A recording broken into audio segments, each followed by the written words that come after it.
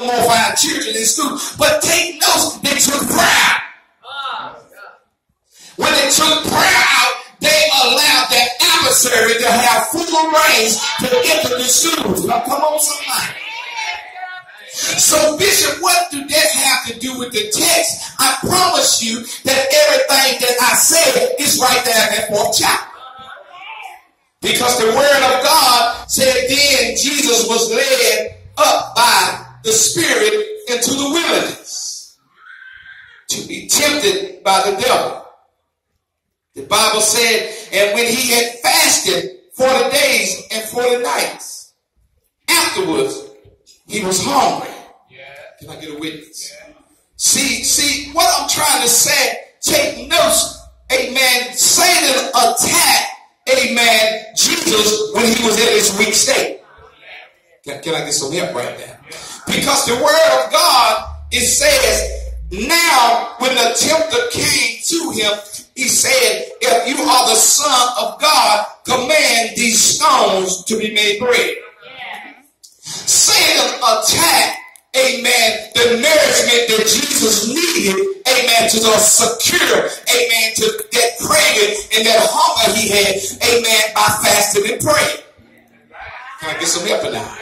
See, that's how the deep do the peoples of God.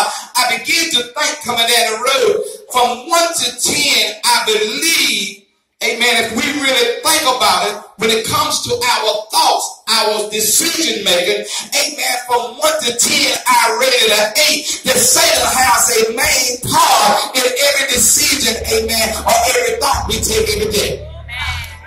Can I get some help in that? Because you know that you are saved, but you don't always think the same way. You know every now and then, amen, you have a bad thought about somebody because you dislike it. Can I get it? But see, he knew that Jesus was hungry because Satan already knew that the flesh was weak, but Jesus was relying on the Spirit of God's word. Look at your next neighbor. The flesh is weak, but the Spirit is ready.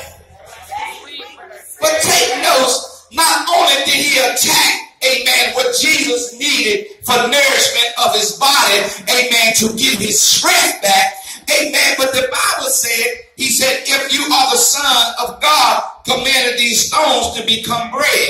Amen. But he answered him and said, it is written, man should not live by bread alone, but by every word that proceeds from the mouth of God. Amen.